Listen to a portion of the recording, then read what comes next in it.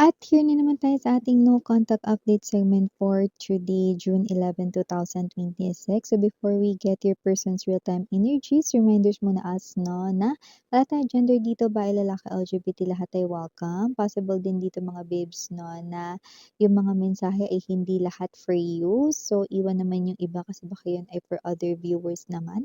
At kung hanap mo ay more collective readings for all signs, meron pa tayong isa pang channel link down below lang sa ating description box, mahal. At pag clinic mo yun, makakarating ka na doon. Please just take only what resonates, okay? So, maraming salamat Archangel Michael, Guardian Angels of Collective, and even their ancestors. Guys, kung gusto ninyo no, na mag-set ng intentions, isipin nyo muna ang inyong person no, bago ninyo umpisahan na pakinggan yung nilalaman no, ng reading na ito at i-resume back mo na lang ang reading kapag ka-done ka nang isipin siya. Okay? What do we have here? Sa real-time energies ng person ni Collective. Sa mga gusto lang tumambay dito, ano, kahit tumatambay kayo, possible pa rin na makuha yung energies ninyo. So, atin pa ring alamin. Is this person here still thinking about Collective po? Is this person here still has remaining feelings for Collective? Is this person here, meron bang plano related kay Collective? Anything na ginagawa nitong person na to as much as Collective ay may kinalaman po dito, konektado dito. Okay, we've got it. This person, Three of Swords. Chariot. The pain is ongoing. The pain ay ramdam na ramdam. Dumadagundong. We have here Nine of Wands, Seven of Coins, Queen of Wands. This is your energy here, sweetheart, more likely. Ten of Swords now, bottom of the deck. We have the Hangman, the Knight of Coins, and the Queen of Cups. Alright. Uy, gustong-gusto na nitong magpaliwanag sa'yo, pero hindi niya alam kung tatanggapin mo yung kanyang paliwanag. Ay go, 'no? Sabaw na naman 'to, eh. O sino 'tong energy na 'to 'no? Ay naku, wag na siyang patumpik-tumpik pagora na dapat. Kasi nakikita ko rito 'no, na itong person na 'to 'no, gusto niya na ritong mag-explain sa'yo, ayaw niya ritong gumawa ng mga excuses. So, talagang gusto niya na ipaliwanag ano man yung dapat ipaliwanag. Dito siya nagdudulot ng kanya ritong bigat ng damdamin, bigat ng loob. Maaari rin kasing nagloko or nangaliwa ang person na 'to sa inyo with a third party situation na nangyari dati. Pero willing na siya ngayon magpaliwanag at explain sa inyo 'yan 'no. Pero hindi niya lang alam kung tatanggapin niyo ang kanyang paliwanag 'no. Ay naku, ba't niya iniisip yun, umaandar ang araw, 'di ba? Ang pag-ikot ng orasan ay hindi pabalik or paatras 'no. Kaya walang magagawa kung matatakot lamang 'no, with the Nine of Wands energy na dapat harapin ang problema, 'di ba? Natatakot kasi siya rito, kung magiging pasado ba sa inyo ang kanyang paliwanag, 'di ba? Pero paano niya 'yan malalaman kung hindi niya susubukan? Dapat magpaliwanag na siya, nagigigil ako dito, eh. Naiinis na rin ako sa pagiging atras-abante niya, 'no. So, nakikita ko naman na may load siya rito or may means of communication naman puwedeng gamitin, may Wi-Fi naman, 'no. So, whatever the case may be 'no, available dito yung mga puwedeng gamitin na mga pamamaraan kahit ang mga sasakyan, 'no, mga pampubliko ritong sasakyan kung wala siyang sariling sasakyan, 'di ba, available naman 'yan, 'no. Yung, sarili niya na lang talaga rito yung dadalhin niya dapat na gumawa ng paraan or aksyon, 'di ba? Puntahan ka, Gora go, 'di ba? Tawagan ka, i-text ka, 'di ba, go. Kasi nakikita ko rito isa lang naman yung gusto niya rito, 'no? Yung magpaliwanag sa'yo. Gusto niya ng magpaliwanag sa'yo, 'yan. Gusto kong magpaliwanag sa'yo. Pero baka hindi mo nga kinakausap.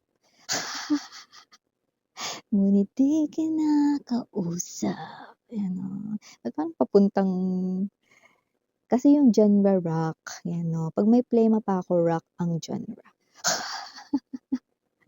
Sintabi naman sa mga kumakain diyan. Ayun nga 'no, nakita ko dito na kung sino man 'tong energy na 'to, gusto niya na nga rito mag-explain na ano ba talaga yung nangyari or yung iba naman dito puwedeng hindi naman kayo matagal na naghiwalay 'no, puwede kasi meron ditong nagko-cause ng misunderstanding ngayon, baka gusto niyang ipaliwanag sino ba yung kasama niya sa picture, bakit gano'n yung parang nakita ninyo, gusto niya mag-explain, 'di ba? Pero hindi niya alam kung tatanggapin niyo yun, Pero may energy dito na halo-halo para malinaw lang, yung iba hindi mo pa 'to nakakarelasyon, pero maaaring gusto niya magpaliwanag rito about sa isang bagay na puwedeng nakita mo. Kasi siguro baka liligawan ka pa lang nito or nililigawan ka pa lang niya, so ayaw niya mag-isip rito ikaw ng hindi maganda sa kanya. Ayaw niyang isipin mo na player siya rito kasi gusto niya ritong ipaliwanag rito yung totoo. So baka yung nakita mo ay pinsan niya pala or whatsoever 'no, or baka kapatid niya pala yun, mga gano'n. Case whatever the case may be, yun ang nakikita ko rito sa iba sa inyo. Iba sa inyo talagang karamihan, ex niyo talaga ito, may third party rin talaga ritong involve, no kung saan siya talaga ay nangaliwa 'no, pero gusto niya nga rito paliwanag 'no, plus sasabihin niya pa rito yung nararamdaman niyang bigat, hindi lang sa kanyang konsensya kundi pati na rin sa kanyang dibdib, ayan.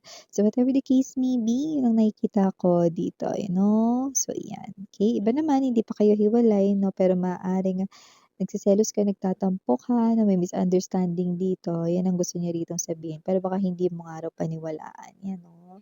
Kasi may energy rito 'no, na may ugali ka daw, ayan according to him or her, may ugali ka raw dito na kahit magpaliwanag siya para sa'yo, parang sinungaling siya. Ayan, hindi ako nagsabi nun, siya baka sabihin niyo, "Miss yan, siya nagsabi yan, oh." Sabi niya mahal ka naman daw niya, kaya lang may ugali ka daw dito na parang, hindi mo siya pinaniniwalaan kahit nagsasabi siya ng totoo. 'Yan, ganyang dalawa ba kayo dati? 'Yan, bahala kayo diyan, okey? Problema yung sinasali niyo pa ako dito. Ayun na nga 'no, nakikita ko dito na itong person mo na 'yan ang kanya ritong nasa isipan ngayong araw. Gusto niya sana magkausap kayo 'no. Ngayon may mga talagang energy sa inyo na hindi niyo talaga siya pinapansin, hindi niyo siya kinikibo, nahihirapan rito na siya ay gumawa ng aksyon, okey? Lalo na kung siya ay rito ay blinak mo sa SIM card man 'yan, sa numero or sa, social media, okey? 'Yan, nakikita ko dito. Pero gano'n pa man, nasa isip niya pa rin dito ang magpaliwanag kasi kagaya ng binanggit ko kanina, anong sinabi ko? Mahal ka pa niya, 'yan, kahit may ugali ka daw ganito, ganyan. Ba't nagawa niyo pang isingit 'yun, Miss 'yan 'no? 'Yan nakikita ko rito na ewan ko, excuse me 'no, kung makatutulong ito 'no, sa inyo ritong pagkakaayos 'no. Pero according dito sa tao na 'to kasi nakikita ko rito, okey, may mga times na nakakapagod ka daw, ayan, Alam mo minsan sa sinasabi mo parang mas lalo mo kaming gustong paghiwalayin. Although sinasabi ko rito kung ano yung nakikita ko, ito yung iniisip niya sa'yo para pag-usapan niyo rin. Kapagka makikinig ka na sa kanya, kasi baka ito yung bagay kasi dito may harang, mare. Ibig sabihin hindi niya 'to masabi sa'yo. Baka nahihiya siyang sabihin sa'yo na, "Babe, puwede ba kapagka magpapaliwanag ako sana paniwalaan mo naman ako." Ayan 'no. Tapos may mga times na siguro hindi niya sinasabi sa'yo 'no, pero sa isip niya na may mga bagay na parang feeling niya pagod na siya 'no, pero hindi naman niya sinasabi na pagod na siya sa relasyon ninyo, 'yan. Kasi 'di ba may mga minsan 'pag narinig mo pa lang yung salitang pagod, "Ano pagod? Pagod ka na sa'kin? Pagod ka sa ugali ko? Hindi mo na ako mahal?" Ganyan, 'di ba kung saan-saan na napupunta, So, may gano'n 'no, may energy ditong pag-uusapan, halo-halo nakuha natin dito, Meron ditong nagtaksil talaga, meron ditong gusto na maging, kayo, yung meron naman dito na gusto pang maayos ang inyo ritong koneksyon at hindi mauwi sa hiwalayan. Ngayon, nasaan man kayo do'n 'no, ang person ninyo rito ay nahihiyang sabihin yung mga ganitong bagay, 'yan, Lalo na 'no, nakikita, niya dito na parang may mga oras na hindi ka open to talk. And parang feeling niya lahat ng sinasabi niya walang kuwenta daw. So may gano'n siyang klase ng sentimiento. Pero yes, 'pag kinausap mo siya, nakikita ko naman na totoo yung sasabihin niya sa'yo because this person ay processing from the place of the Knight of Pentacles energy na may energy rin po siya rito na pagod na siya, ayaw niya na ng gulo, magbati na daw kayo, 'yan 'no. Puwede na ba siya umuwi? Puwede na ba daw siyang umuwi 'yan sa'yo, 'yan ang nakikita ko dito, okey. Pagod na siya sa inyong pagkakalayo kaya sana magkaayos na daw kayong dalawa, ayan, So nakikita ko dito mga babes 'no, na itong person mo na 'to ay, may energy rito ng medyo ma-pride din siya, pero nakikita ko dito 'no, na unti-unti niya itong kinakain na parang dessert. Ba't parang dessert miss 'yan? Kasi parang ano, yung energy na medyo mabagal pero at least kinakain niya rito yung kanyang, pride 'no, ninanamnam niya bawat, kagat 'no. 'Di ba 'pag dessert ninanamnam mo yung kinakain mo, "Ang sarap nito." Coffee jelly, mga ganyan. Donut, yung mga ganyan. Naku, nagutom naman ako. Halo-halo, shake, 'di ba inuunti-unti mo yun 'no, so 'yan nakita ko dito. This person here ay willing na itaas rito ang white flag ceasefire na daw. This person right in here, miss niya na ang kanyang, may binabanggit siya na maaaring may tawagan kayo. Okay, so puwedeng kahit ano yun. Honey, darling, baby, hon, ano pa, asawa ko, underscore, may underscore. Bahala kayo diyan. Okay. So, kasi naman 'tong energy na 'to ano, ayan, okay, ceasefire na daw, pero siyempre ikaw pa rin yung may say kung anong gagawin mo dito sa sitwasyon na 'to. Hindi para panghimasukan natin 'no, yung mga pangyayari dito sa inyong dalawa. Pero siyempre sinasabi ko lang din na itong tao na 'to 'no ay, gusto na mag-explain, kausapin ka, sabihin ng lahat-lahat ng wala ritong bahid ng kasinungalingan. Pero sana, babe, pakinggan mo naman ako, ayan oh. Pakinggan mo naman ako, ayan oh. So, whatever the case may be, gusto niya na pakinggan mo naman daw siya, yun. So, whoever this energy is 'no, medyo may energy ng nagmamakaawa, ayan. And may energy rin ng pagiging tapat at totoo sa kanyang mga sinasabi. Ang kanyang energy po ay nagma-match sa kanyang words and thoughts kaya guaranteed na itong tao na 'to ay nagsasabi ng true lalo or trueness dito, yan. Kahit sino yan 'no, bagong kakunik gusto kang ligawan or courtship stage na kayo tapos tampururot ka kasi akala mo may iba siya ritong gusto or nililigawan 'no, wala pala 'no, kasi misunderstanding lang talaga yun. Yung iba naman dito na-e-explain niya sa'yo yun, so sana huwag kayong maghiwalay. Yung iba naman dito na naghiwalay na kayo, ex mo na talaga yan 'no, may energy rito ng pagbabalikan at pagiging totoo tapat sa kanyang sinasabi. Sana parehas kayong magkaayos daw dito. May mga bagay rin siya na alam niya sa sarili niya, may pag-uugali siya na nararapat niyang baguhin. Please allow him or her daw to change those ways, no? While keeping you sa kanyang life, no? Mahirap daw na gawin yun kung wala ka sa life niyo. Medyo hindi siya nagpapaawa, pero nakakaawa talaga. Yun yung nakikita ko sa kanya. Okay, sa initials na tayo dito, we have here capital letter O, capital letter E, capital letter N, capital letter J, capital letter B as in boy, and capital letter C. For small letters naman, we have A for A, maaring dalawa pero hindi maaring maging higit sa dalawa, lalong hindi pwedeng maging tatlo.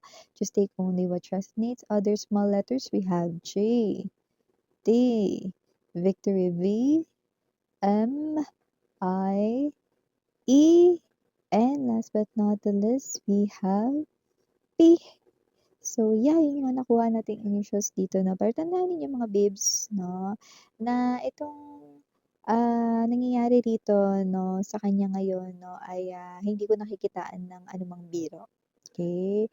Kaya kung iniisip mo na kung miss yan, hindi yang tao na yan yung tipo ng person na nagseseryoso or whatsoever 'no, ah, I think it's not that babe 'no, because I do see that this person here ay very serious now, mm. Because yung nakita ko dito sa kanyang intentions ay very pure that this person here really do not want to lose you. Okay? So, yun. Alright? So, bahala ka pa rin no, kasi ikaw pa naman yung magdedesisyon, 'di ba? Eh, kung hindi mo na siya love, 'di ba, ba't mo pa siya rito pababalikin sa life mo, 'di ba? So, if you still have this kind of, feelings for him or her and you want to fight for this 'no, then this is worth fighting for. If this is your person here, ha? Pero yung iba naman 'no, if this is someone here courting you, na this person here ay worth giving a chance, okay?